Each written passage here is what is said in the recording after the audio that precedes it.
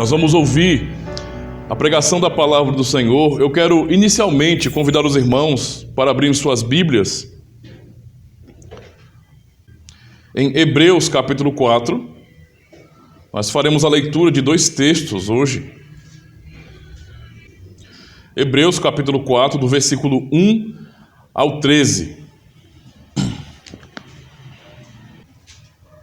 Hebreus 4, do verso 1 ao 13. Que diz assim: Temamos, portanto, que, sendo-nos deixada a promessa de entrar no descanso de Deus, suceda parecer que algum de vós tenha falhado. Porque também a nós foram anunciadas as boas novas, como se deu com eles. Mas a palavra que ouviram não lhes aproveitou, visto não ter sido acompanhada pela fé naqueles que a ouviram. Nós, porém, que cremos, entramos no descanso, conforme Deus tem dito. Assim jurei na minha ira, não entrarão no meu descanso, embora certamente as obras estivessem concluídas desde a fundação do mundo.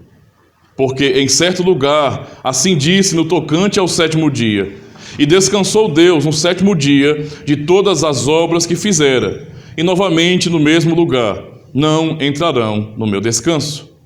Visto, portanto, que resta entrarem alguns nele, e que por causa da desobediência não entraram aqueles aos quais anteriormente foram anunciadas as boas novas, de novo determina certo dia, hoje, falando por Davi, muito tempo depois, segundo antes fora declarado: Hoje, se ouvirdes a sua voz, não endureçais o vosso coração.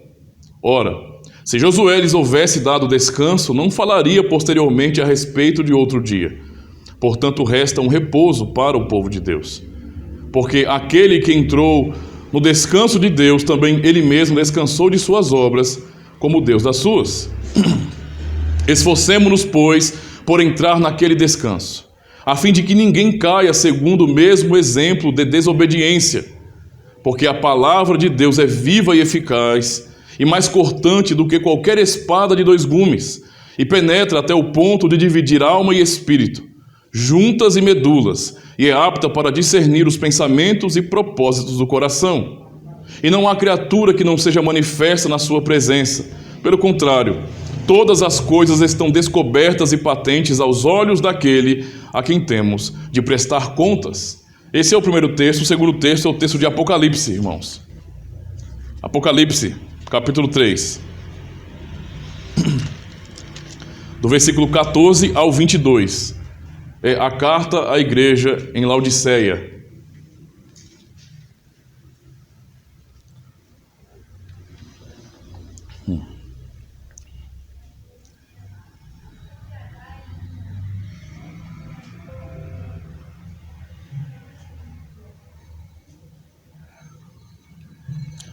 Apocalipse capítulo 3, verso 14 ao 22, diz bem assim: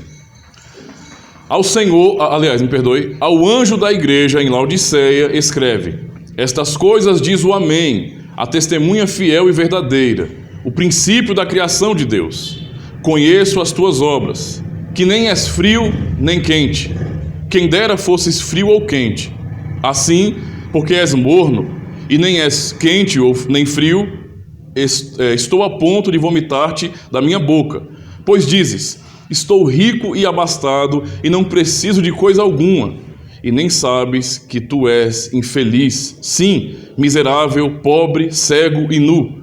Aconselho-te que de mim compres ouro refinado pelo fogo, para te enriqueceres, vestiduras brancas para te vestires, a fim de que não seja manifesta a vergonha da tua nudez, e colírio para ungires os olhos, a fim de que vejas. Eu repreendo e disciplino a quem amo, a quantos que amo. Se, pois zeloso, arrepende-te. Eis que estou à porta e bato. Se alguém ouvir a minha voz e abrir a porta, entrarei em sua casa e cearei com ele e ele comigo. Ao vencedor dar-lhe-ei sentar-se comigo no meu trono, assim como também eu venci e me sentei com meu Pai no seu trono. Quem tem ouvidos, ouça o que o Espírito diz às igrejas. São textos bem conhecidos, irmãos. Em Hebreus, por exemplo, eu já fiz pregação aqui na igreja talvez mais de uma vez, porém nós sempre temos o que aprender na palavra de Deus, pois como nós lemos em Hebreus 4, a palavra do Senhor é viva e eficaz. E realmente nós podemos testemunhar que a palavra do Senhor é viva, porque sempre aprendemos na palavra do Senhor. Nossas leituras, não é? Quando nos dedicamos a ler a Escritura Sagrada, não é? Nós sempre aprendemos. Mesmo lendo a Escritura, a mesma Bíblia, sempre estamos sempre aprendendo do Senhor.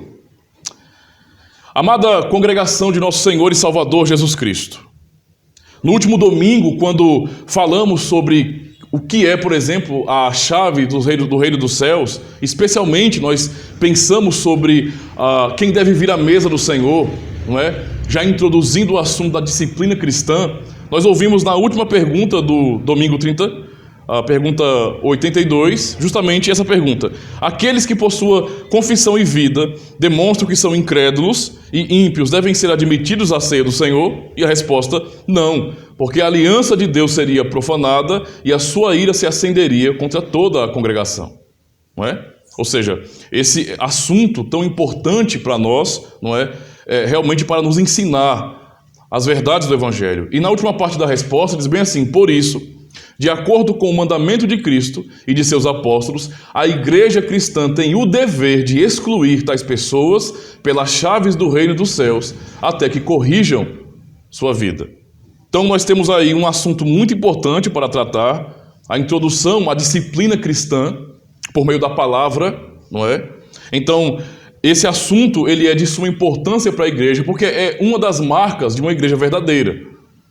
Não é somente esta marca, mas é uma das marcas de uma igreja realmente bíblica. Uma igreja fiel, ela tem a pura pregação do Evangelho, não é?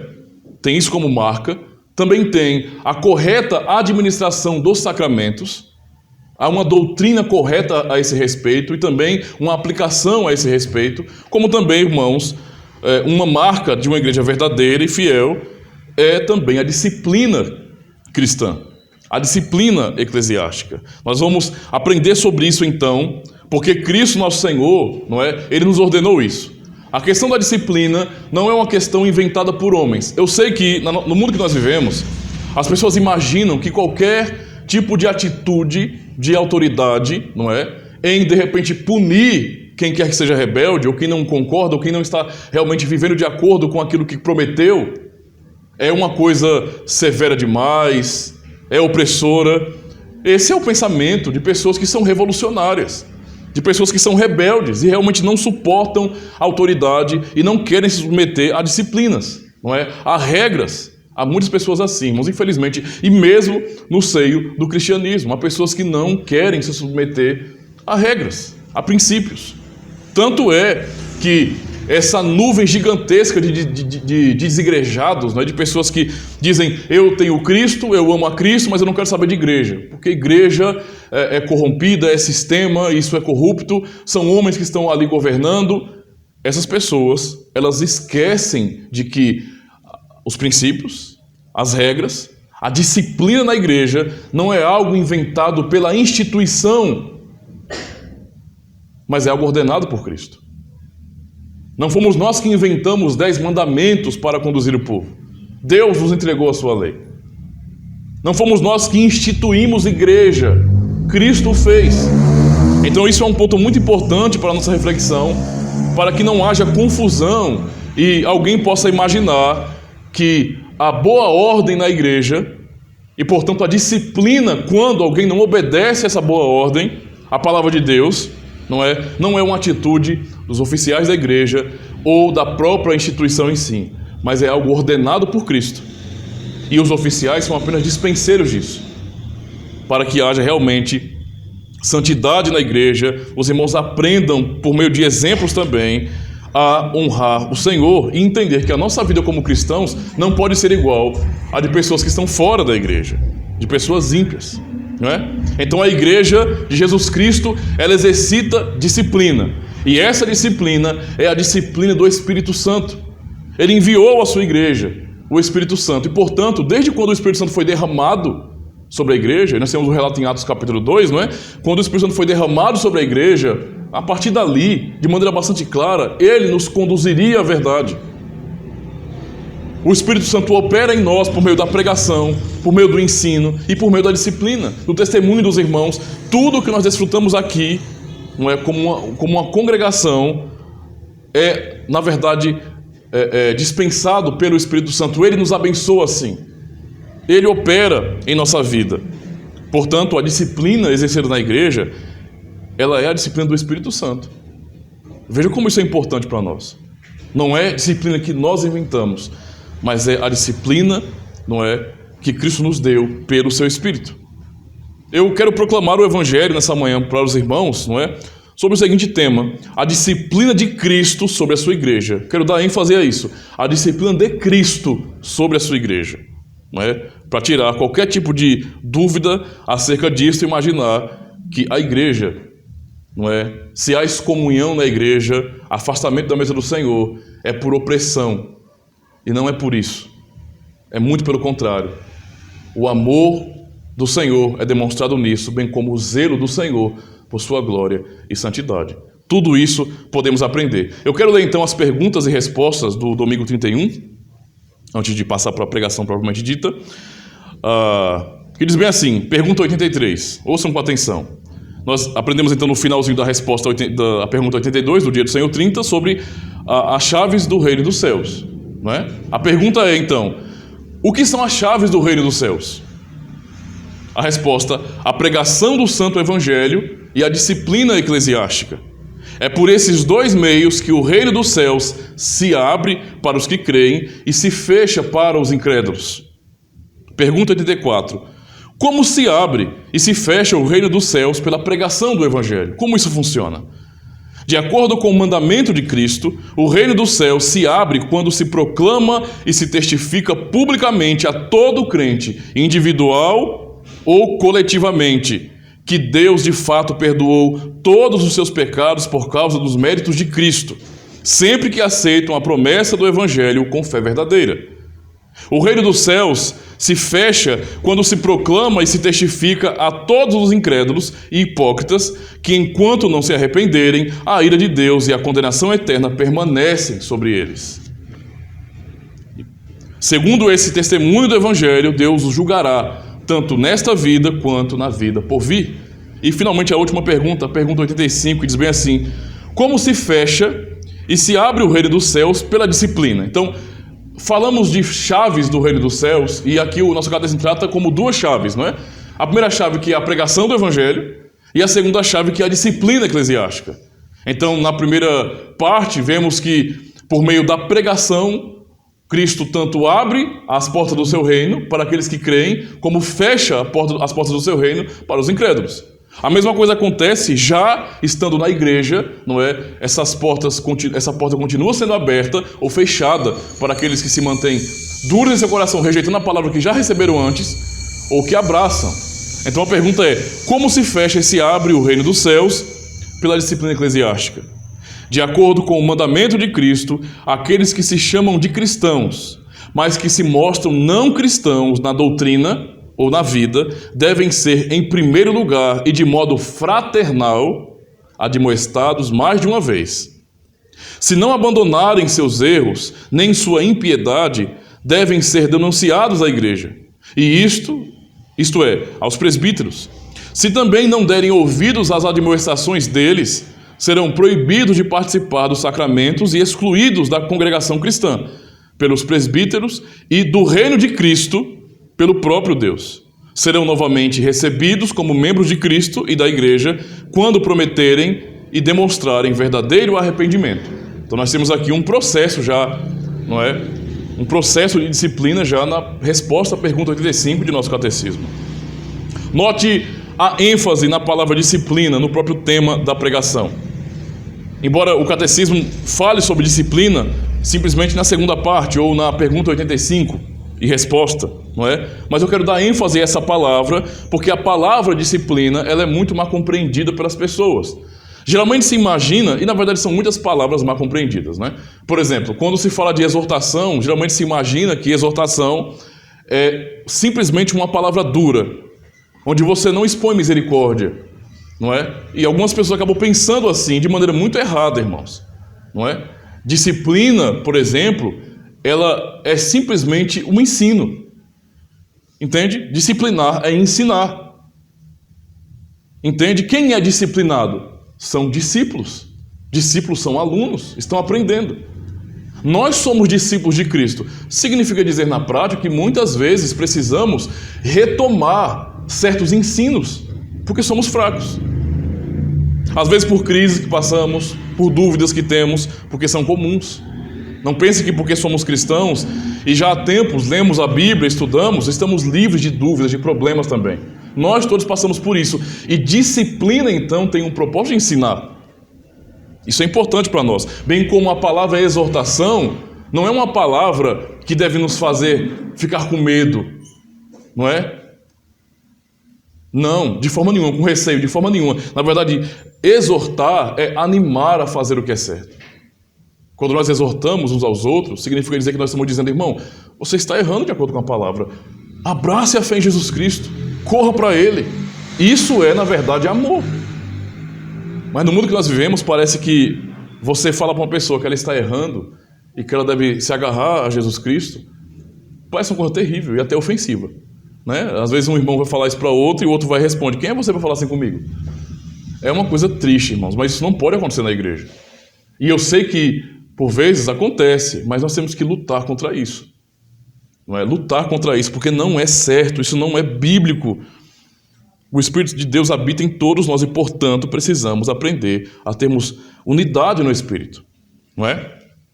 Devemos, então, perceber que a disciplina que é exercida aqui, geralmente está ligada aos presbíteros da igreja, porque nós pensamos nisso, então pensamos em presbíteros visitando a casa dos irmãos, perguntando como os irmãos estão, se eles estão aproveitando bem a palavra, estão aprendendo, estão passando por alguma dificuldade, por alguma dúvida. Há aquela ideia de pastoreio realmente para ver se a pessoa está indo bem, ou seja, se ela está aprendendo e desenvolvendo a sua fé.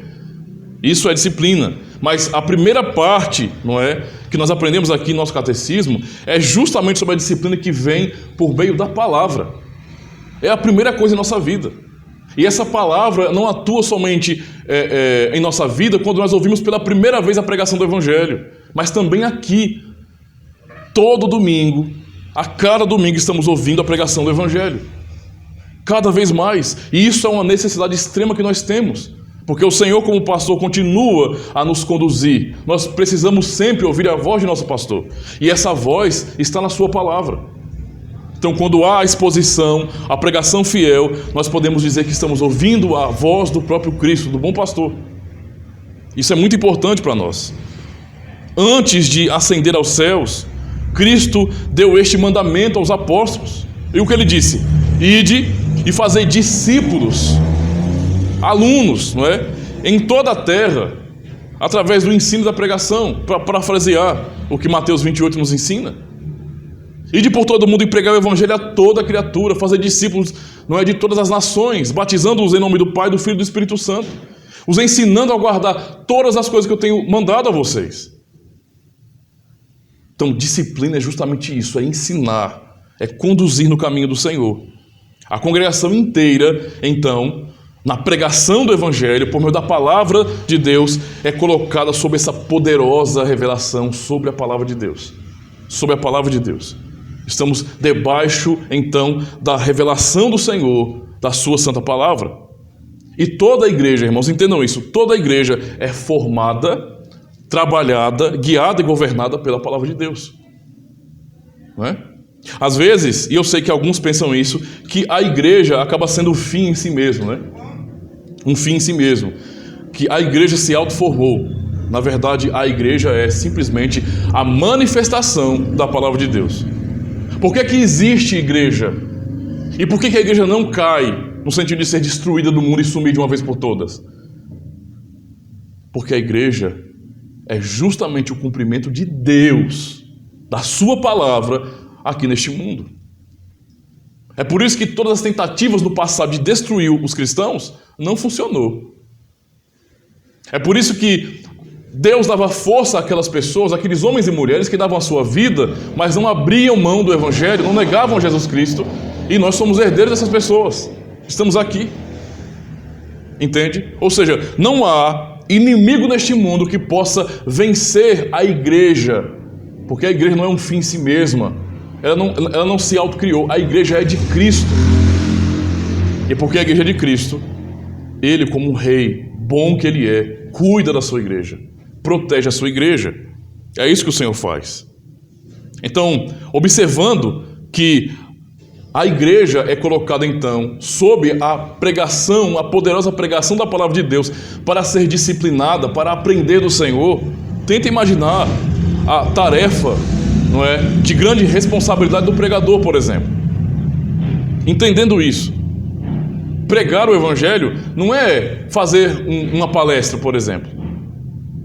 Quando nós palestramos, quando alguém palestra, o objetivo é trazer o ensino, é claro, certas aplicações, não é? Mostrar talvez um contexto histórico, mas não há tanta preocupação em desafiar as pessoas.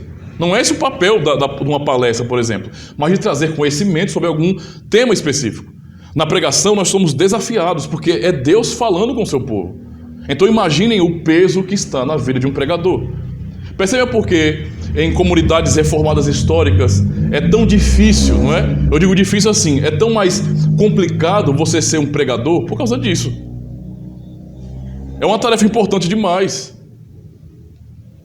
Ninguém é digno de fazer isso, ninguém. Mas o Senhor chama homens, não é? Os habilita com dons para pregar o evangelho. E tais homens têm responsabilidade de transmitir para as pessoas por quem Cristo morreu. Não as suas próprias ideias, os seus próprios anseios, mas a pregação, a palavra. Eu não posso dizer que Cristo falou ao coração dos irmãos se eu começar aqui a expor teorias que eu, porventura, venha inventar na minha cabeça. Entende? Eu não posso expor para os irmãos achismos, porque se eu falar de mim, se eu começar a ensinar aquilo que eu penso a parte da palavra, eu não estarei pregando essa palavra, e portanto os irmãos não estarão sendo alimentados pelo próprio Cristo. Ninguém é salvo pelo que eu penso. Ninguém crerá no Evangelho se eu não pregar o Evangelho. Por isso é tão importante compreendermos como Cristo disciplina a sua igreja por meio da sua palavra, não é? A tarefa do pregador, então, é justamente essa. Ele é enviado como um discipulador do Espírito Santo. O Espírito Santo habilita pessoas com dons diversos na igreja, mas alguns ele dá esse dom de pregação, ele abençoa com isso, ele chama para o ofício. Essa pessoa é devidamente preparada, então prega o evangelho e é um discipulador vindo do Espírito Santo sobre a igreja, para anunciar a palavra dele. Todo domingo é o que acontece. A cada pregação, a cada ensino, a cada estudo, estamos sendo edificados no Senhor, irmãos. Não é? Esse é o ensino. Ele deve então usar, o dever de um pregador é usar as chaves do reino de Deus. Usar a chave que é a palavra, não é? E com essa chave, o pregador precisa então abrir as portas do reino dos céus diante da congregação por meio do evangelho. Toda vez que há a pregação fiel do evangelho, as portas do reino são abertas, porque nós ouvimos a palavra dizendo justamente isso, que nós somos perdoados de todos os nossos pecados por causa dos méritos de Cristo. Assim as portas são abertas para nós. É por isso que Cristo pregava, não é? Arrependei-vos, porque é chegado o reino dos céus. Ele veio demonstrar aquele reino, não é? Que o homem não pode alcançar por conta própria. Ele veio trazer um reino que o homem não consegue buscar sequer. E somente ele faz isso. João começou a pregar antes de Cristo também do mesmo jeito. Arrependei-vos, porque é chegado o reino dos céus, preparando o caminho do Senhor. Esta então é a pregação da igreja. Quando nós pregamos, é justamente para mostrar e para abrir as portas desse reino para aqueles que creem e podem pela fé entrar. Lembre do que foi dito a Nicodemos quando este foi procurar Jesus à noite, não é? Bom mestre, ninguém faz esses sinais que tu fazes se Deus não for com ele. E Cristo responde no verso 3 de João 3: em verdade te digo que se alguém não nascer de novo, não pode ver o reino dos céus, não pode ver o reino de Deus. É completamente invisível. Então é a pregação, é por meio da pregação, como chave do reino de Deus, como uma das chaves, que esse reino é aberto. É por meio dessa pregação por meio do qual o Espírito Santo nos dá fé, que nós podemos compreender esse reino. Que tudo na vida cristã acaba fazendo sentido por causa da obra do Espírito na pregação do Evangelho. Não é? Isso é realmente importante para nós. Este entendimento da pregação como chave do reino dos céus exige, então, irmãos, certas condições sobre o pregador. Isso é importante para a igreja ouvir, porque assim a própria igreja ela vai manter um padrão de exigência a pregadores. Não pode ser uma coisa assim, solta. Não é? Eu sei que no evangelicalismo, no sentido geral, há esse compartilhar de púlpito muito fácil, né? Uma pessoa um cara diz que é pastor, vai ao púlpito e prega. No passado, quando não era reformado, eu tive certas experiências terríveis, não é? Quando vi o púlpito da igreja sendo entregue na mão de pessoas que ninguém sabia se eram pessoas de Deus de verdade. E o resultado, não é? Heresias e mais heresias foram pregadas. A comunidade na época foi muito ferida e enganada. Olha o que acontece. Supostos profetas, pessoas que apontavam o dedo dizendo Deus está falando agora. Tudo isso acontecia e acontece hoje em muitos celeiros cristãos, infelizmente. Porque as pessoas não têm zelo por isso, não entendem qual é o papel real de um pregador da palavra de Deus. Não entendem que a pregação é justamente uma chave do reino dos céus, para que as pessoas possam compreender a verdade pelo poder do Espírito Santo. Então é isso que nos é ensinado sobre essa verdade, não é? Torna-se claro, então, que o pregador, ele não pode subir no púlpito, entendendo que a pregação é uma das chaves do reino dos céus, não pode subir ao púlpito com as suas próprias opiniões, mas somente com a palavra de Deus. E caso ele venha ter alguma opinião, ele vai guardar para ele, mas ele não vai expor isso. Ele não vai pregar isso para a igreja. Você quer ver um exemplo disso para nós, aplicado às nossas confissões? Por exemplo, muitos reformadores fizeram confissões, não é? Catecismo, Calvino, não é? Confissões, Calvino fez confissões, catecismos. Os autores, não é? Por exemplo, Zacarias Ursinos, um dos autores da nossa confissão, aliás, do Catecismo de Heidelberg, ele também tem 2 catecismos pessoais. Ele fez também um breve catecismo e um catecismo maior. Ele fez, entende? Mas por que nós não usamos o catecismo breve e o catecismo maior de Zacarias Ursinos, sendo que ele é um dos autores do Catecismo de Heidelberg? Porque aquele catecismo que ele fez é um catecismo de suas reflexões pessoais. O que nós usamos, não é? Ele foi feito exclusivamente para a igreja. Para a igreja. Então ele não fez sozinho. Entende? Isso foi aprovado pela igreja. Não é um homem dizendo, é a minha teologia, mas é a teologia da igreja, a doutrina da igreja e não de um homem.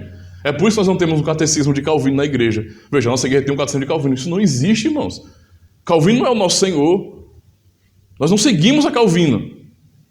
Esse é um ponto muito importante. É por isso que nós temos confissões da igreja e não de Calvino. Isso é importante demais para nós. Para mostrar o quê? Que o objetivo, então, é expor a sã doutrina e não as minhas ideias próprias. As minhas ideias pessoais. Porque o que eu penso não é a palavra de Deus. Mas o que ele diz é a palavra. E eu tenho obrigação, como pregador, de falar essa palavra, anunciar esse evangelho, porque é a única coisa que realmente Deus usa para salvar. É a instrumentalidade da pregação do evangelho. 1 Coríntios capítulo 1, Paulo ensina: aprove a Deus salvar os que creem pela loucura da pregação. Deus não salva ninguém por outro meio, senão pela pregação do evangelho. Não é? Pelo contato com a pura palavra de Deus. É o que o Senhor usa para salvar pecadores, para convencer pecadores de seus pecados. E então corram para Jesus Cristo. Não é?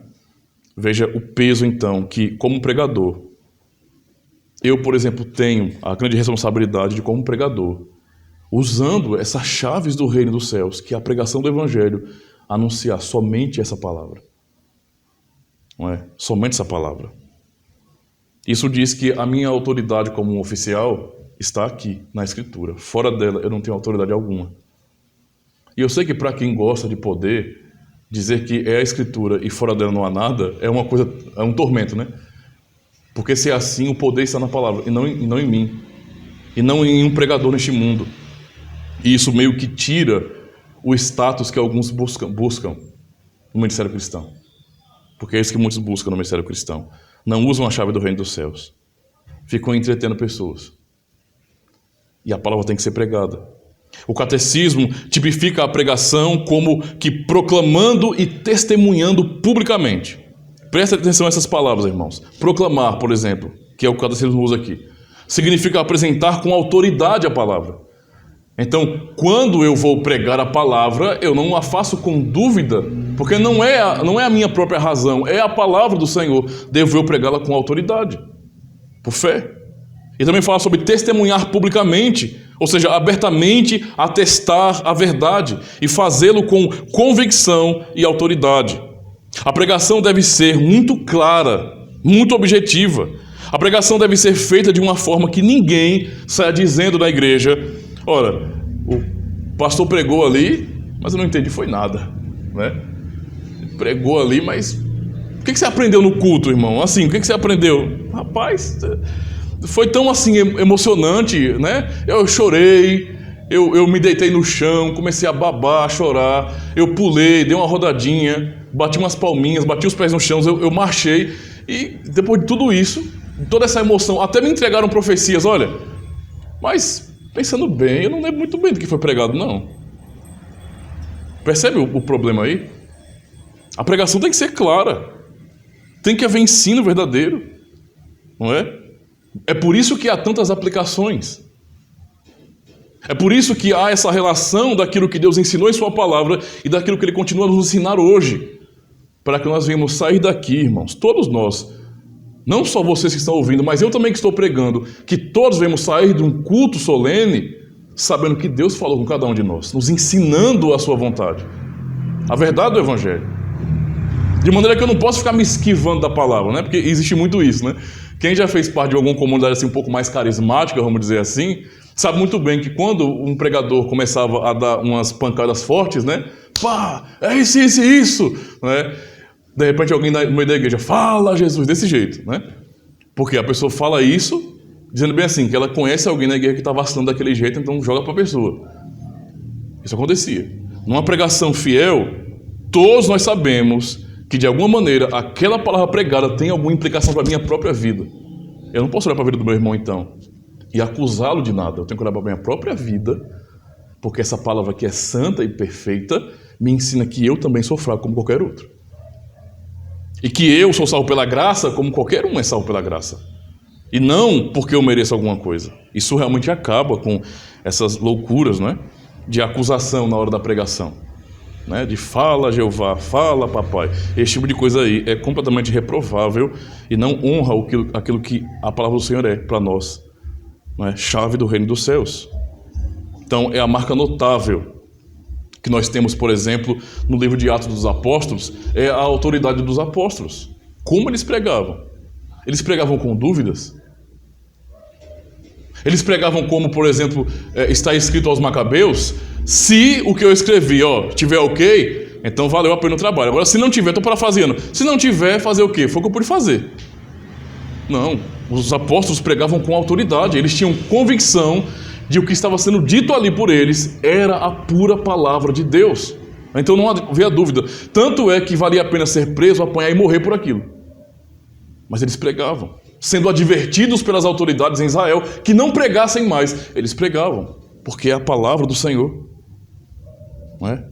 E esta ousadia é importante para nós. E isso não significa que eles eram arrogantes por causa disso. Não, a convicção e a autoridade vem da própria palavra de Deus. Se um pregador diz que todos nós somos pecadores e que se eu estou vivendo em certos tipos de práticas contra a lei de Deus, eu preciso agora me humilhar diante de Cristo, pedir o seu perdão, esse pregador não está sendo arrogante, ele está sendo fiel à palavra do Senhor. E essa autoridade vem justamente do próprio Deus, porque a lei, o mandamento é dele, a palavra é dele. Essa é a chave do reino do Senhor. Uma das chaves, a pregação do Evangelho, não é?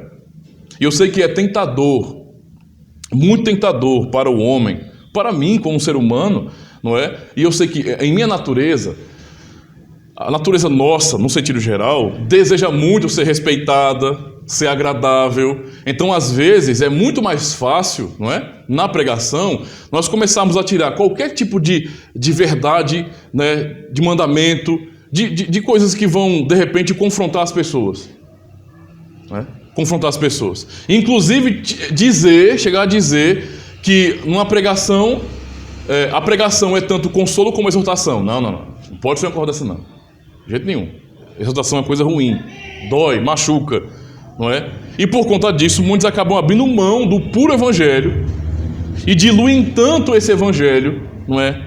Tanto esse evangelho, que não há efeito real da pregação. As pessoas não saem com suas consciências feridas por causa de seus pecados, e nem tampouco também, porque são pecadoras, saem desejosas de se curvar diante do Senhor Jesus Cristo. Porque a pregação não expõe que elas são ruins, que elas são pecadoras. Então, se eu não sou tão pecador assim, por que eu vou me humilhar diante de Cristo, na verdade? Se eu não sou tão mau assim, se eu não sou tão dependente assim. Mas quando nós aprendemos do Senhor a nossa real situação, sem Ele, nós somos realmente constrangidos e motivados a buscar o Senhor. Porque Ele é tudo que nós temos. É isso que a pregação tem que causar em nosso coração. Não é?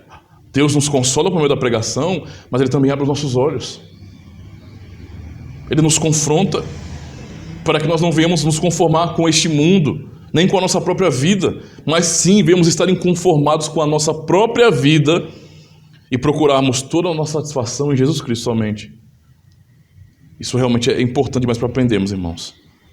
Essa é a estrutura da pregação do Evangelho, é como se usa essa chave do reino dos céus para disciplinar a igreja. Fomos disciplinados quando ouvimos pela primeira vez a pregação do Evangelho. E continuamos sendo disciplinados hoje, a cada domingo, a cada pregação, a cada ensino. Estamos ouvindo a palavra do Senhor. Não é?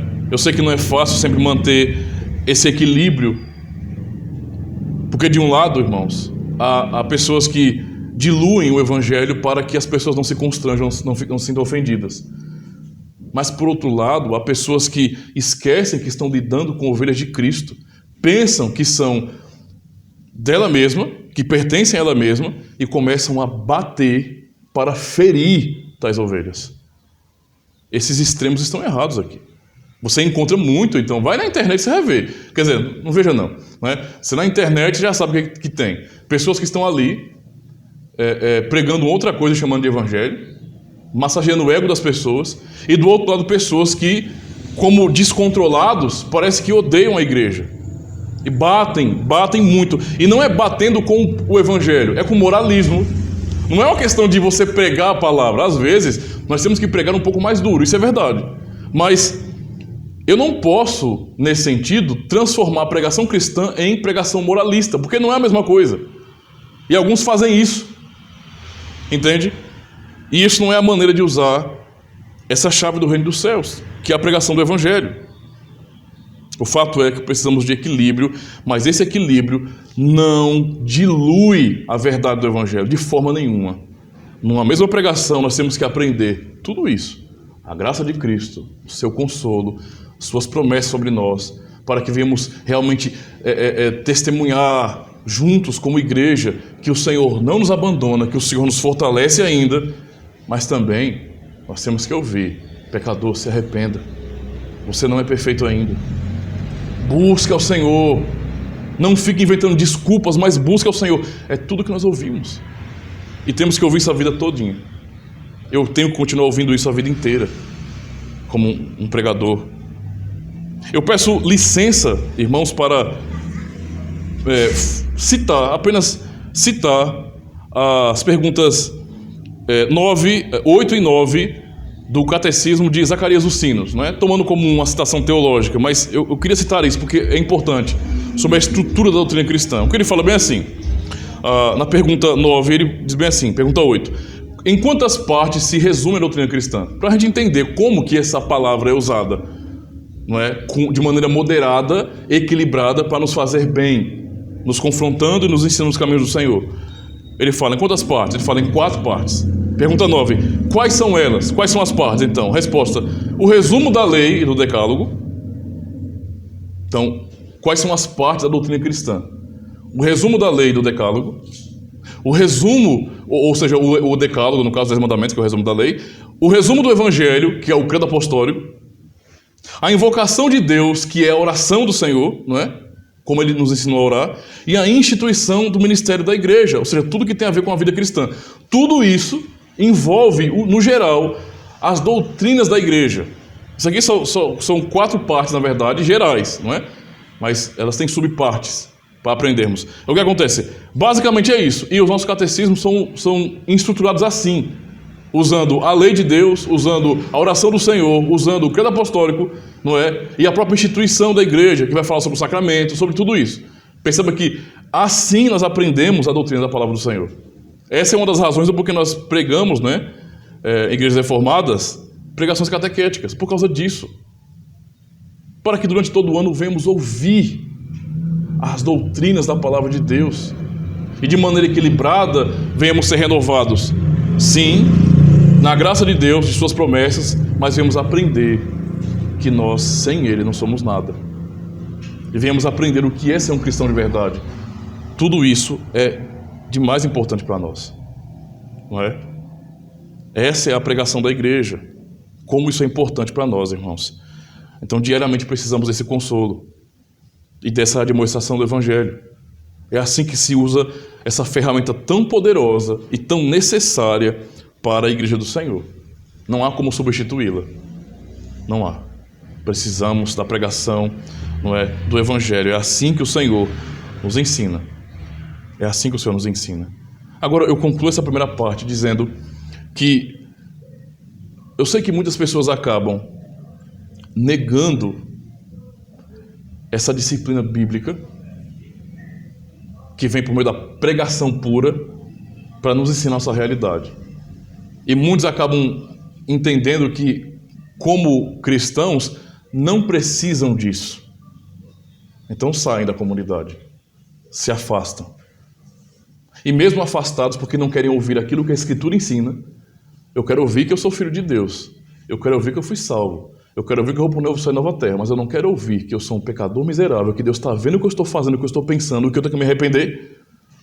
Muitos que não querem ouvir isso, que não querem ser exortados, repreendidos, que não querem ser disciplinados, acabam se afastando da igreja. E mesmo assim dizem que amam o Senhor, rejeitando a sua palavra. Amam o Senhor. E que tem até convicção de salvação, olha só. Que fé, né? Incrível a deles. É tanta fé que eu sei que não existe essa fé, né? Fé é uma fé realmente incrível, não dá para acreditar num negócio desse. É incrível, não dá para acreditar. Eu queria apenas concluir essa parte dizendo, usando o texto de João, para que Cristo mesmo diga quem é que ama Ele. João 14, verso 15, ele diz bem assim: se me amais, olha a condicional, se me amais, guardareis os meus mandamentos. Versos 20 e 21, naquele dia, vós conhecereis que eu estou em meu Pai, e vós em mim, e eu em vós. Aquele que tem os meus mandamentos e os guarda, esse é o que me ama, e aquele que me ama será amado por meu Pai, e eu também o amarei e me manifestarei a ele. Esse é o ensino de Jesus Cristo para nós, não é? É o ensino do Senhor Jesus Cristo para nós. Guardar a sua palavra, não é? Então Cristo, antes da sua ascensão, que disse? Lembre-se do que eu acabei de ler. Que está dizendo: se alguém me ama, guardará a minha palavra. Aqueles que têm os meus mandamentos e os guarda, esse é o que me ama. Esse é o que me ama, o que recebe com fé a palavra, a lei de Deus. Esse é o que me ama, quem procura guardar o que Cristo mandou, a sua lei.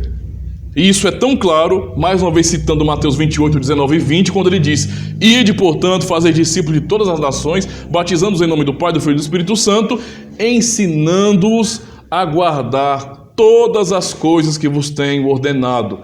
A vida dos discípulos que ele ordena fazer aqui na pregação do Evangelho é a vida de obediência aos mandamentos do Senhor. Ele está dizendo isso, essa é a vontade dele. Isso é muito claro, irmãos. São discípulos ensinados a amar a Cristo. De que maneira?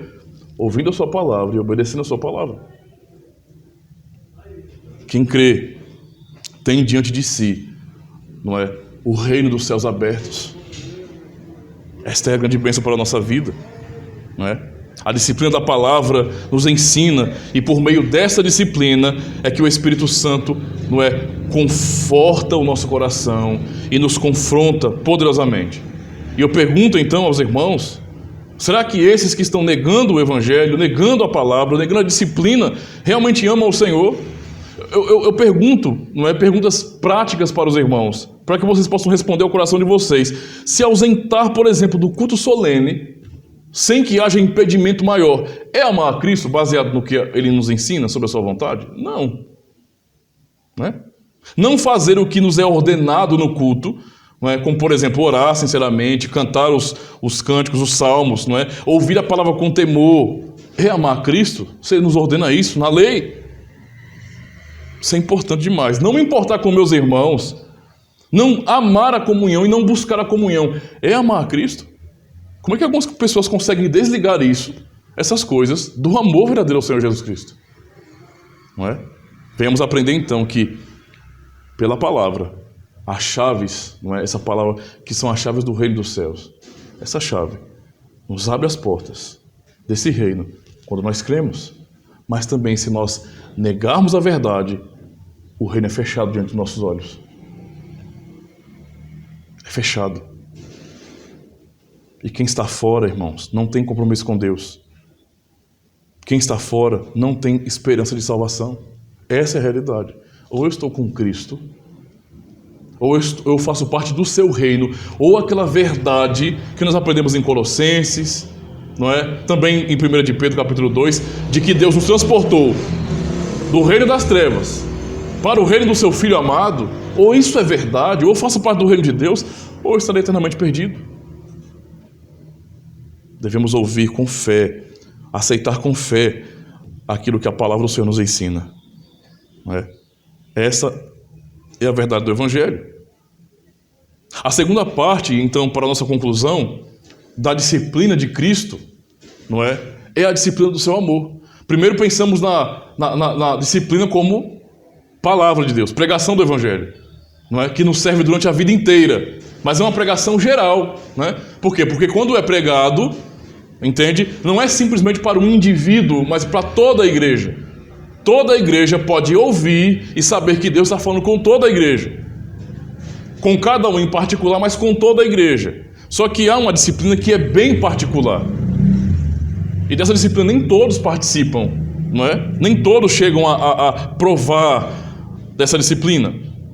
E essa disciplina, embora alguns entendam como algo que seja opressor, ainda assim é uma disciplina do amor de Cristo, que é a disciplina eclesiástica. Quando cristãos que não vivem de acordo com o Evangelho, que rejeitam essa verdade, não é? Que não estão vivendo em doutrina e vida, veja, rejeitam a doutrina, ou seja, a rejeição do Evangelho, da doutrina da palavra de Deus, é uma razão para ser disciplinado. Se alguém diz bem assim, olha, pastor, aceito 99,9% do que é pregado na igreja reformada, mas eu não aceito o que vocês entendem sobre o batismo, então você não vai ser apto. E se você se tornou membro dizendo que cria nisso e no futuro você vai dizer bem assim, a partir de agora eu estou rejeitando, porque eu ouvi não sei aonde que é assim, eu prefiro desse jeito, então você vai ser excluído da ceia. Porque disciplina tem a ver não só com má conduta, com desobediência, com questão moral, mas também com fidelidade doutrinária. Isso é importante demais. Uma pessoa não determina o que é a verdade. A doutrina é a doutrina da igreja, não é de um homem. Entende a situação? Porque se não é assim, se não é a fé da igreja, mas a fé de um indivíduo que determina o resto, então cada um, nesse sentido, é o seu próprio teólogo particular que pode definir o que é verdade e o que não é. Imagina a loucura. Vocês não veem que o que acontece no evangelicalismo é isso? É justamente isso. Cada um tem a sua própria religião particular. Que loucura é essa, irmãos? Cristo tem uma igreja. E essa igreja tem uma doutrina, um evangelho só, não um bocado de evangelho. Nós temos que compreender isso e defender essa verdade. Por isso, doutrina também é razão para disciplina, não só conduta. Então essas duas coisas, se alguém, como membro de Cristo, que outrora ouviu, não é, a pregação da palavra, creu e abraçou a fé, depois de tempos começar a rejeitar a verdade do Evangelho, a negar as doutrinas que aprendeu e também a viver de maneira que não expressa a sua fé verdadeira, com a conduta infiel, com sua infidelidade de compromisso na igreja, essa pessoa vai ser afastada da mesa do Senhor. Ela primeiro vai ouvir a admoestação dos irmãos, ou seja, os irmãos por amor, e tem que ser exercido isso, vão chegar até aquele irmão, quem seja mais próximo, não sei, e vão exortá-lo: irmão, olha, não é assim, você aprendeu o que é certo, você aprendeu a verdade do Evangelho, meu irmão, eu quero o seu bem, se arrependa. E vários irmãos fazendo isso, para que haja testemunho na igreja de que a igreja o ama, que estão todos preocupados com ele. Mas se por acaso ele se mantiver assim, rebelde, e não quiser ouvir o amor da igreja, então esses irmãos vão denunciá-lo aos presbíteros da igreja, que vão marcar então visitas oficiais para tratar do assunto. E se mesmo depois de tantas visitas, de tanta paciência com esse irmão, ele continuar, lutando contra o Evangelho, negando a verdade do Evangelho e também sendo uma pessoa sem compromisso com a igreja, essa pessoa vai ser excluída da mesa do Senhor, e se permanecer desse jeito na rebeldia, com esse tempo todo de paciência, uma hora vai chegar o terrível dia da sua excomunhão. E as pessoas acham às vezes que isso é uma coisa dura demais. Irmãos, isso é amor. Porque o que adianta alguém ficar uma comunidade cristã, me diga, se a igreja não exerce a disciplina, e se já que nós somos tão amorosos assim, nós deixamos as pessoas viverem do jeito que elas querem viver. Elas não se comprometem com a igreja, elas não... Entenda, a igreja está tendo paciência com elas. Está tendo paciência. Mas elas preferem viver desse jeito. E vamos deixar então. Me diga, ser membro da igreja, de uma igreja, mas viver contrário à vida que tem que haver na igreja, vai salvar alguém? Será que eu estou garantido porque eu faço parte da Igreja Reformada da Defesa da Fé? Eu tenho uma tranquilidade na minha vida, não é? Eu sou membro da Igreja Reformada da Defesa da Fé. Estou tranquilo. Ixi, quando chegar naquele dia, no dia do juízo, não é? Que aquele monte de anjo puxar a minha ficha, vamos ver lá no final aqui, ó, Igreja Reformada da Defesa da Fé, em Olho d'Água das Flores. Não vai botar o endereço porque mudou um bocado de vez, né? Mas está ali, ó, tudo registrado. Pode subir, meu filho. Pode entrar novo céu, nova terra. Não, vai para o inferno do mesmo jeito, irmão. Vai para o inferno. Mas o pastor Ademir batizou meus filhos, eles vão para o inferno também, se eles não crerem no Evangelho. Entendeu a situação? Pode ser minha esposa, minhas filhas, os filhos de vocês. Se nós não cremos no Senhor, de todo o nosso coração, ser membros daqui não nos salvará. É Cristo quem nos salva. Se eu não tenho Ele em meu coração, eu estou perdido. Então adianta, me diga, adianta eu deixar as pessoas sem disciplina, a igreja não disciplinar pessoas, crentes, não é? Não discipliná-los e deixarem viver assim de qualquer jeito. Venha quando quer, faça o que você quiser, não importa. Elas vão ser condenadas. E não porque a igreja está condenando essas pessoas, porque está ficando cada vez mais claro que esse tipo de vida de rejeição da doutrina e da vida cristã é incredulidade, é impiedade.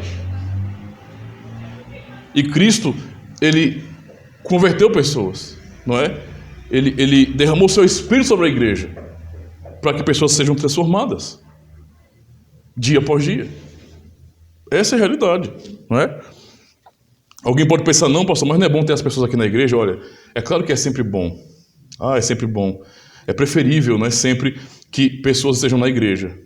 Mas, sejamos sinceros, irmãos, vamos facilitar as coisas para que aqui encha, né? Daqui a pouquinho a gente vai ter que derrubar a parede daqui e ampliar, e depois vai ter outro salão, né? Vamos, pastor Ademir, olha, não fale mais isso, por favor, porque quando o senhor falar isso, as pessoas não vêm para a igreja. Então, vamos deixar de falar essas coisas, vamos fazer campanhas que as pessoas se sintam mais motivadas. Quando tiver todo mundo cheio, ó, a prova do seu sucesso ministerial. Igreja lotada, pastor. Imagina um tanto de projetos que nós vamos conseguir tirar do papel, por exemplo, não é? Vamos fazer tudo o que nós sonhamos, por quê? Porque a pregação não vai ser mais como antes, vai diminuir e deixar bem simplesinha. Não vai dizer que ninguém está pecando, que se as pessoas não se arrependerem vão para o inferno. Não vai dizer que quem é membro da igreja vai para o inferno se não se arrepender de verdade. Não diga isso mais não, porque aí a gente vai ver a igreja cheia, lotada. Aí o que adianta a igreja, não é, reunir tanta gente que no final vai para o inferno? Qual o sentido disso? Qual o sentido disso? De alugar um salão para encher de bodes, de pessoas que não amam a Cristo, que não se importam com o reino de Cristo. Isso não tem sentido nenhum. É por isso, irmãos, é por isso que a disciplina eclesiástica exercida por toda a igreja, depois pelos presbíteros, não é? É uma prova do amor de Cristo pelos pecadores. Veja, lembre de Davi em seu pecado. Lembre-se de Davi em seu pecado. Davi caiu, pecou, fez loucura, ele cegou diante das suas tentações e fez o mal. Deus o abandonou? Não. O Senhor enviou o profeta Natã para passar na cara de Davi o seu próprio pecado. O Senhor agiu com misericórdia na vida de Davi. Com misericórdia. Falta de misericórdia tem aqueles que não falam isso para os seus irmãos. Aqueles que veem os seus irmãos pecar, aqueles que observam o erro nos seus irmãos e simplesmente fingem que não viram e não se importam. Quando nós amamos as pessoas, nós procuramos alertá-las do perigo. Essa é a realidade. E a disciplina cristã, ela mostra amor por causa disso. Esse é o objetivo, não é? É assim que nós somos exortados em amor por Cristo. Essa é a disciplina do Senhor. São também as chaves do seu reino, não é? E isso é importante para nós, irmãos, porque a disciplina, então, nos ensina uma coisa muito importante. Que disciplinar um membro de uma comunidade não é lutar contra essa pessoa. A igreja não tem que lutar contra os seus membros, isso não existe. É o contrário, não é lutar contra a pessoa, mas lutar pela pessoa. Disciplinar é justamente isso, é lutar pelo cristão, pelo irmão em Cristo. Irmão, se arrependa, nós queremos resgatá-lo. Se arrependa, olhe para a sua vida mais uma vez, veja o que está acontecendo, olhe para Jesus Cristo, busque a Cristo. Essa é a disciplina de amor que o Senhor nos ensina. Não é? Essa é a disciplina de amor, irmãos.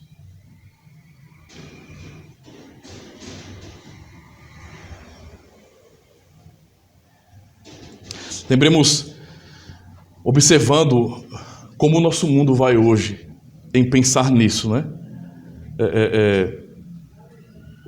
Como é que as pessoas no mundo encaram a disciplina, né? Ela encara a disciplina de que maneira? A pessoa comete um crime e, portanto, obviamente, a polícia e a leis para parar aquele mal, não é? E prender a pessoa. No nosso contexto, a disciplina, ela não vem da instituição, não é? Ela vem do Espírito Santo, ela é ordem de Cristo e, portanto, ela tem esse caráter espiritual para o bem da nossa vida, para que nós venhamos realmente nos manter no caminho do Senhor, não é? Porque se o Senhor nos permitisse viver de acordo com a nossa vontade, para onde nós iríamos? Se o Senhor falasse bem assim, ó, a partir de agora, eu não vou ser o pastor de vocês, não. Façam como vocês quiserem, vamos ver se vocês chegam lá. Todos nós pereceríamos. Ele está nos disciplinando por amor. Está nos ensinando o que é a vida na igreja, a vida no Senhor, para que nós possamos provar todos os dias desse amor do Senhor. É o que Ele faz, não é? Não é assim que nós fazemos com nossos filhos? É o que temos que fazer com nossos filhos. Aprendemos, não é? De maneira bem larga mesmo, em Provérbios, que veja como é o contrário, né? Enquanto o Estado quer intervir nas famílias e dizer bem assim, que os pais não podem punir fisicamente seus filhos, a Escritura, a palavra de Deus nos ensina, e veja, e tem cristãos concordando com isso, diga-se de passagem, a palavra nos ensina que aqueles que não disciplinam seus filhos fisicamente, os odeiam. E que amam seus filhos, aqueles que fazem isso, que disciplinam seus filhos, fisicamente quando necessário. Disciplinar é uma prova de amor. É para o nosso bem. Precisamos ouvir do Senhor. E muitas vezes, quando nós estamos ouvindo e fingindo que nós estamos ouvindo, né, então uma hora isso vai chegar aos oficiais da igreja. E seremos visitados, e seremos admoestados, exortados a nos arrependermos. Não é? Essa é a realidade. Isso é uma bênção do Senhor. Lembre do texto que nós vemos de Apocalipse. A expressão dura que o Senhor usa para aquela igreja de Laodiceia. Ele fala, eu sei as tuas obras, que nem és frio, nem quente. Vomitar-te-ei da minha boca. É uma expressão dura, né? O Senhor olhar para uma igreja e dizer bem assim, você não é frio nem quente. Eu estou a ponto de vomitar-te da minha boca. É uma expressão dura do Senhor. Mas o mesmo Senhor que diz isso, é o Senhor que diz para aquela mesma igreja: eu disciplino a quantos que eu amo. Ele falou daquela forma para aquela igreja porque ele amava aquela igreja. E não porque ele queria destruir aquela igreja. Era para aqueles crentes caírem em si, perceberem o amor de Cristo ali. Não é? A sua honestidade em falar de maneira tão dura era para o bem daquela igreja, não para o mal. Era ele demonstrando que estava procurando que o pecador se arrependesse para ter vida. A disciplina cristã é o amor de Cristo aplicado à sua igreja, não é? Então nós não lutamos contra aquela pessoa, aquele irmão que está fraco, mas lutamos pelo irmão. Por isso que o processo de disciplina é tão longo, porque nós não queremos descartar as pessoas, irmãos. Não queremos. Nós estamos esperançosos e orando: Senhor, tem misericórdia daquele irmão, Senhor, que ele se arrependa. E um irmão vai e fala, e outro irmão fala também, para ver se aquele irmão ele pode abrir os olhos. Então há um processo longo, paciente, não é? Que imita esse amor de Cristo por nós, que é uma expressão desse amor de Cristo por nós, com misericórdia e com paciência. Deus é longânimo para com o seu povo. Estamos tendo paciência, aprendendo o que significa misericórdia. Mas quando a pessoa, ainda assim, com toda a demonstração de amor, rejeita esse amor, ponto final disso aí, e ainda com esperança de que ele se arrependa, é ser disciplinado e até excomungado da igreja. É triste, é dolorido, irmãos. Não dói somente quem está saindo, dói em quem está aqui também, em quem fica. É um membro arrancado. Isso dói. Mas a nossa esperança quando isso acontece, orando para que jamais aconteça, mas quando acontece, é que essa pessoa possa perceber que fora de Cristo, fora de sua igreja, ela está perdida, de que ela precisa do Senhor e que ela deve voltar para o Senhor. Esse é o propósito. Ainda assim é a salvação do pecador, não é? Ainda assim é a salvação do pecador. Lembremos como a nossa sociedade tem tanto desprezo por disciplina. Basta olhar, lembre, não sei se vocês estão atualizados sobre isso, mas o quanto que a missionária Simone Quaresma, presbiteriana, não é, tem sofrido, não é? A Justiça do Rio de Janeiro proibiu, está levantando uma perseguição contra ela para proibir a venda de seus livros. Por quê? Porque a irmã tem cooperado e muito em ensinar, por meio de livros, a disciplina que os pais cristãos devem exercer com seus filhos. E então toca, é claro, uma disciplina física. Então, você está vendo o Estado tentando impedir o ensino correto daquela irmã em livros. E também até em vídeos no YouTube, suas palestras. Olha o que o Estado está fazendo, viu? Pois bem, isso que o Estado está fazendo reflete muito bem o que as pessoas pensam hoje. O que muitos pensam hoje. Não querem disciplina. Não querem realmente ser alertados por amor. O que eles entendem como liberdade é uma falsa liberdade. É a liberdade para destruição. Faça o que você quiser e vá para o inferno fazendo o que você quiser. Enquanto o caminho do Senhor nos ensina: arrependa-se. Arrependa-se. Não ande pelos seus próprios caminhos. Cristo preparou um caminho para você. Ande pelo caminho do Senhor e não pelo seu. Porque o caminho do Senhor é vida para nós. Mas o caminho que nós mesmos queremos trilhar por nossa natureza sempre nos levará à destruição, à ruína. Eu quero concluir, irmãos, a pregação dessa manhã, lembrando os irmãos. Primeiro, disciplina cristã. Que fique gravado isso no nosso coração. É o amor do Senhor. O Senhor nos disciplina porque Ele nos ama. Em Hebreus capítulo 4, quando nós lemos, nós aprendemos a exortação. Hoje, se vocês ouvirem a sua voz, não endureçam o coração de vocês. É a mensagem para a igreja hoje que o autor dos Hebreus traz para nós. Vocês ouvindo a voz do Senhor, não endureçam o coração de vocês, como na época do deserto, na provação. É o que ele fala no capítulo anterior. Os vossos pais me tentaram no deserto durante 40 anos. 40 anos eu os sustentei, eles reclamaram, eles me provocaram. Coração duro é o que eles tinham. Por isso que o Senhor jurou na sua ira que eles não entrariam no descanso do Senhor. Mas o autor diz, nós entramos pela fé. Mas ele fala, visto que muitos não entraram, o Senhor determina um outro dia, hoje, dizendo, hoje, se ouvides a sua voz, não endureçais o vosso coração. Isso é o amor do Senhor por sua igreja. É o seu amor pelo pecador, dizendo ao pecador, arrependa-se. Você ouviu o Evangelho. Você é membro da igreja. Arrependa-se, não fique nessa situação que você está. Busque ao Senhor, peça socorro, mas não se afaste do povo de Deus. Ouça a voz do Senhor, então disciplina, expressa o amor do Senhor Jesus Cristo por sua igreja. Não é? E mostra justamente nessa compaixão e na paciência para com o fraco.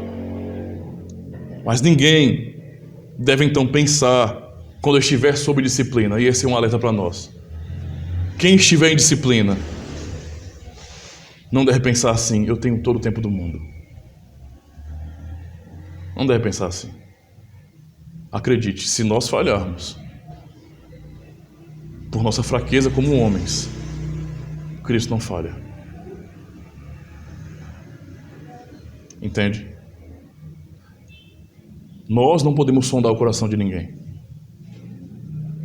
Os oficiais da igreja não vão sair excomungando o que eles acham que devem excomungar. Isso não existe. Para chegar a um ponto como esse, a coisa tem que estar muito feia. Tem que haver realmente uma rebeldia muito grande contra Jesus Cristo, contra a sua igreja, para chegar a um nível tão terrível como esse. Mas muitas pessoas vão passar por nossos olhos. A questão é, eu posso até enganar a comunidade, os oficiais, mas eu não posso enganar a Cristo, ele está vendo. Quando ele mandou João enviar cartas para as igrejas da Ásia, ele estava dizendo àquelas igrejas, eu ando no meio de vocês. Eu conheço o coração de vocês. É o Senhor dizendo à igreja, eu conheço as tuas obras. É o Senhor dizendo isso. Ouçam o que o Espírito diz às igrejas. Então, quem está em disciplina não deve pensar, eu tenho todo o tempo do mundo. Isso é uma terrível ilusão. Pois o mandamento é, ouvindo a voz do Senhor, não endureça seu coração, mas se arrependa. Aqueles que abandonam o caminho do arrependimento, muitas vezes não encontram de volta. Pessoas que saíram da igreja. Ou pessoas que ainda não chegaram a sair, mas estão afastadas da mesa do Senhor. Vão empurrando com a barriga, vão deixando para lá. Eu tenho todo o tempo do mundo. Cristo é misericordioso e a pessoa mesmo não liga. Eu digo isso para os irmãos, baseado nos princípios que nós aprendemos aqui. Imaginar que você tem todo o tempo do mundo é uma ilusão. Porque você não tem. O Senhor nos convoca para o arrependimento hoje. Não é amanhã, não. Porque eu não tenho controle sobre o amanhã. Às vezes, por ficar assim, a pessoa confiando, quando eu sentir, veja, quando eu sentir, então eu faço. Morre sem sentir. Porque é assim que acontece. Há quantas pessoas que, a pessoa não vai citar nome, mas que a pessoa conhece lá fora, que foi membro de comunidade cristã, que eram irmãos que estavam ali, fiéis, e de repente se desviaram, por qualquer razão que seja, se desviaram, e de repente quando encontra um outro crente na rua, um que está fiel na igreja, pergunta, mas meu irmão, o que você está fazendo aí? Esse lugar não é aí não. Não, eu sei, já aprendi tudo, né? Eu sei muito bem que eu estou errado, eu sei não sei o quê. Sim, mas você dizer que está errado não significa muita coisa, não. Arrependimento não é simplesmente você dizer, olha, eu pequei. E continuar pecando, não. Você se arrepende quando você realmente diz, eu pequei, eu sou miserável. E eu quero restituir o mal que eu fiz. Entendeu a situação? Eu quero restituir o mal que eu fiz. Não é como Zaqueu? Se eu roubei alguém, se eu fui injusto, eu vou restituir 4 vezes mais. Não é simplesmente dizer assim, eita, olha, isso é um vacilão, rapaz. Não é que besteira. Não, eu tenho que restituir o mal que eu fiz. Entende? Então, o arrependimento é também, nesse sentido, não só reconhecer que você é errado, mas é buscar fazer a vontade do Senhor a partir daquele momento. É o princípio apostólico. Aquele que roubava, não roube mais. Entendeu? Não é só reconhecer que está errado, não. Isso é importante. Então, isso é importante demais para nós, irmãos. Compreender, não é? Que viver nessa situação de não se mover em direção a Cristo, talvez amanhã seja tarde. Cristo nos chama para nos arrepender hoje. Hoje, se ouvirem a sua voz, não endureçam o coração. Não é? Não endureçam o coração. Talvez Israel estava no deserto muito confiante. Veja, os egípcios estão humilhados. Estamos seguros. Não é assim que funciona. Temos que nos arrepender e buscar o Senhor hoje. Não é? A proibição dos sacramentos, a exclusão da Santa Ceia, já é um sinal. Já é um sinal terrível de nossa separação de Cristo. Entendam isso, irmãos. Quem não participa da ceia por questão de rebeldia, tipo, eu não vou mudar, eu vou permanecer assim, e está satisfeito com isso, você não participa da mesa do Senhor hoje, como é que você vai participar das bodas do Cordeiro? Isso é importante demais para nós, irmãos. Cristo prometeu que os seus discípulos que estavam à mesa voltariam a cear com ele. Os seus discípulos que participavam da mesa. Se eu estou tratando os sacramentos como uma coisa qualquer, que não vai fazer falta na minha vida, tanto faz como tanto fez. Eu estou lá mesmo, não é? Eu não quero cear, não vou. Para quê? Eu tenho que fazer um monte de coisa para me cear, então eu não vou cear. Se você não ceia com o Senhor hoje, você não vai cear amanhã, não. Isso é uma coisa muito importante.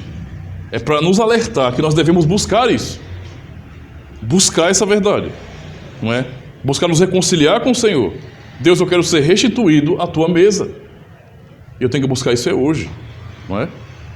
Então a exclusão da mesa do Senhor, né, é uma prova terrível de que nós estamos sendo cada vez mais, por nossa própria vontade, separados dele. Somente então os tolos, uma vez que conheceram a verdade, somente os tolos, eles vão optar pelo pecado e legitimá-lo em sua vida do que pelo amor. É o que o Senhor está dando ao seu povo. Olha, eu estou amando vocês, dizendo a vocês, se arrependam e voltem. Se vocês forem sábios, vocês vão entender o valor disso. Não é? O filho tolo, ele rejeita a repreensão do seu pai. Ele envergonha a sua mãe. Mas o filho sábio, ele aprende com a sua disciplina. Ele é fortalecido ainda mais no amor de seus pais quando ele é disciplinado. Quando ele é um filho sábio. Mas sendo um filho tolo, ele vai se afastar. Porque ele não aceita, não é, a autoridade na sua vida. O Espírito Santo demonstra então em toda a ação da igreja o amor de Cristo quando a disciplina cristã é exercida. E então ninguém, e isso é um ponto muito importante, ninguém poderá dizer naquele grande dia, no dia que o Senhor Jesus Cristo voltar para buscar a sua igreja, ninguém poderá dizer, ora, estive na igreja e eu não fui exortado. Ora, estive na igreja e eu não ouvi nada sobre os meus pecados. Eu ia para a igreja, domingo após domingo, cada programação, e que eu ouvia o tempo todo, é que eu sou uma pessoa 10. É que nós somos todos pessoas maravilhosas. Nós somos filhos do dono do ouro e da prata. Vamos desfrutar de tudo que é bom neste mundo. Mas eu não ouvia que eu sou um pecador miserável, um filho da ira por natureza, e portanto eu precisava me arrepender diante do Senhor e fazer a sua vontade. Eu não ouvi isso. Ninguém poderá dizer isso. É ilusão. Porque nós ouvimos a palavra do Senhor, o seu chamado ao arrependimento para nós também. Não é? Ninguém vai poder dizer que eu não fui advertido. Ninguém pode exigir isso no dia do juízo final. Ei, eu não vou ser condenado não. E por que não? Ora, eu sei que eles ali ouviram, mas eu não ouvi não. Não é? O meu pastor nunca me exortou. Eu nunca recebi uma visita pastoral. Eu nunca ouvi pregação nenhuma denunciando meus pecados. Então, na verdade, tudo que fizeram foi me afastar da ceia. Ou então me excomungar da igreja. Mas eu não sou cristão, eu não continuo crendo. Tudo o que aconteceu na vida cristã, na vida em comunidade, foi uma demonstração e um apelo a essa pessoa. Se arrependa e creia.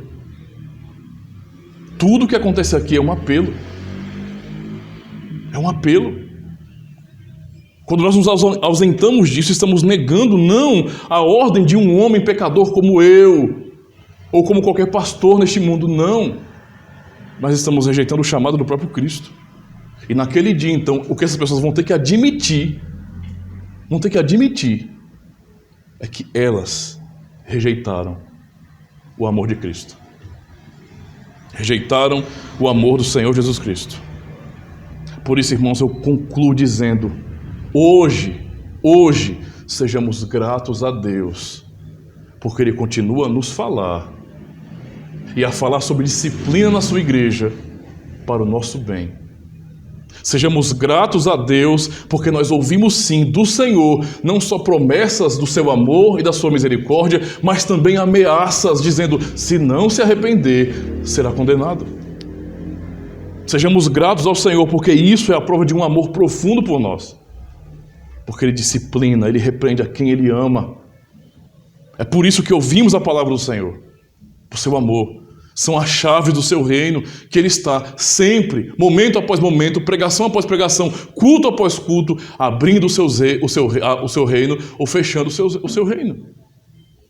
Quando confiamos na palavra do Senhor, quando cremos de todo o nosso coração, com a fé verdadeira, que tem implicações, esse reino sempre está aberto para nós. Quando rejeitamos em nosso coração essa verdade, esse reino se fecha para nós. A nossa vida é essa. Isso não significa dizer aquele tipo de pensamento de vivo ou morto, né? Vivo ou morto. Salvo, condenado. Não! Mas apenas demonstra que a nossa vida tem que ser uma expressão da fé que nós temos. Se eu não vivo de acordo com a fé que eu tenho, que eu digo ter, logo a minha fé é morta, logo a minha fé não é fé coisa nenhuma. Não é? Então vamos ser gratos a Deus por sua bondade. Agradeça a Deus pelas vezes que você já levou uma pancada no seu coração pela pregação. Agradeça porque você tanto recebeu o consolo do Senhor, como você ouviu que você tem que se arrepender. Agradeça, não só pela pregação que você ouviu, mas pelas conversas que você já teve com seus irmãos, de desabafar, de ouvir às vezes os seus pastores, os seus líderes. Agradeça a Deus por isso, porque isso é a bondade do Senhor. Agradeça. Louve a Deus quando o irmão bota a mão no seu ombro e fala: irmão, você está fraco. Você não está vivendo de acordo com o Evangelho, meu irmão. Eu me preocupo com você, você está se desviando. Você está frio, você não quer estar na igreja. Se arrependa. Agradeça a Deus por isso. Porque é o Senhor cada vez mais batendo na porta do coração do seu povo. Não é? Dizendo de maneira bastante clara que nos ama com essa exortação. Vamos então responder em fé à pregação do Evangelho. Vamos agradecer a Deus por sua bondade em nos exortar, por sua obediência exigida de nós. Entremos pela fé no descanso do Senhor. Graças a Deus por Jesus Cristo, que mesmo nos falando palavras duras às vezes, olha para nós, como em Apocalipse, e diz: eu repreendo, eu exorto a quantos que eu amo, a quem eu amo. Louvemos ao Senhor por seu amor misericordioso, paternal, em não nos deixar entregues ao nosso próprio caminho. Amém. Graças a Deus, irmãos.